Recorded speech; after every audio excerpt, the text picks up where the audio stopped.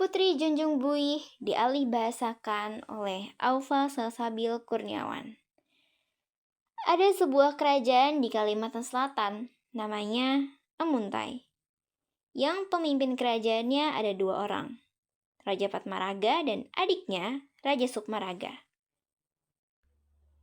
Walau punya 2 raja, rakyatnya hidup damai dan sejahtera. Soalnya, 2 raja itu jago bikin keputusan adil dan mereka berdua juga akur ke satu sama lain. Sayangnya, ada satu hal yang bikin mereka agak sedih. Mereka sama-sama belum punya anak. Tiap malam, kedua raja ini bersama istrinya masing-masing berdoa, minta diberi keturunan. Ya Tuhan, berikanlah aku dan istriku keturunan. Kalau boleh request, aku mau anak kembar cowok ya. Doa Raja Sukmaraga.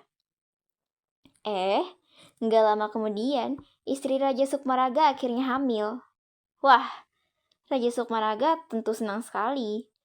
Tiap malam, dia elus-elus perut istrinya sambil ngomong, "Semoga anak di perut ini kembar cowok dan cakep ya." Dengar itu, istrinya cuma bisa senyum dan ngaminin. 9 bulan kemudian, doanya kejadian dong. Istrinya melahirkan anak kembar cowok yang cakep maksimal. Beritanya langsung disebar ke seluruh rakyat, termasuk ke kakaknya sendiri, Raja Patmaraga. Kebahagiaan pun menyelimuti kerajaan. Namun, di balik senyuman Raja Patmaraga, ada rasa hampa yang dia sembunyikan. Dia pun ingin punya anak. Bahkan, kalau cuma anak cewek pun, dia bakal senang. Akhirnya, dia berdoa lebih keras dan minta petunjuk. Malamnya, dia dapat mimpi kalau dia harus bertapa di Candi Agung, tempat keramat di luar kerajaan Amuntai. Di tempat inilah dia bertapa selama beberapa hari. Besoknya, tanpa mikir lama, dia ajak Datuk Bujung, tetua istana, dan beberapa pengawal buat berangkat ke candi itu. Singkat cerita, pas di perjalanan pulang dari bertapa, dia melewati sebuah sungai. Terus, dia kaget sekaligus heran ketika dia melihat ada bayi cewek yang sangat cantik terapung di sungai itu. Aku nggak salah lihat kan? Kok ada bayi di sungai? Tanyanya.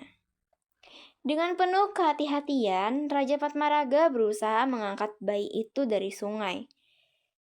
Datuk Pujung, bantu aku mengangkat bayi ini. Perintahnya kepada tetua istana. Datuk Pujung pun membantu mengangkat bayi itu. Uniknya, bayi yang kini digendong oleh Datuk Pujung itu nggak nangis, malah ngomong, "Hei, jangan bawa aku sembarangan gini. Bawakan sehelai kain sama selimut yang ditenun dalam setengah hari saja. Terus juga bawa 40 cewek cantik buat jemput aku." Meski kaget, Raja Patmaraga langsung kasih perintah ke Datuk Pujung buat balik ke kerajaan dan bikin sayembara sama mengumpulkan 40 cewek cantik.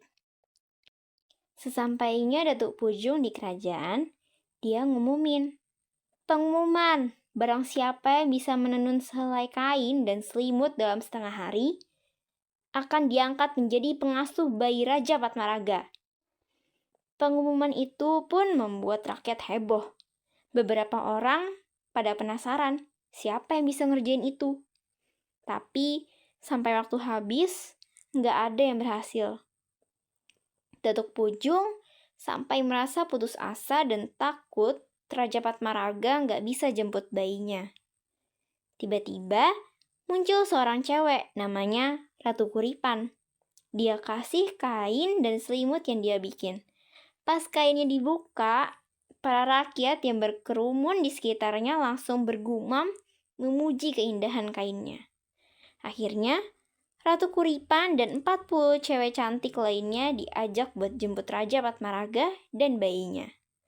Sesampainya di tempat Raja Patmaraga, bayinya langsung diselimutin pakai kain hasil tenunan Ratu Kuripan tadi. Raja Patmaraga tersenyum lebar sambil ngomong, "Karena kamu aku temuin terapung di buih sungai, aku bakal kasih nama kamu Putri Junjung Buih."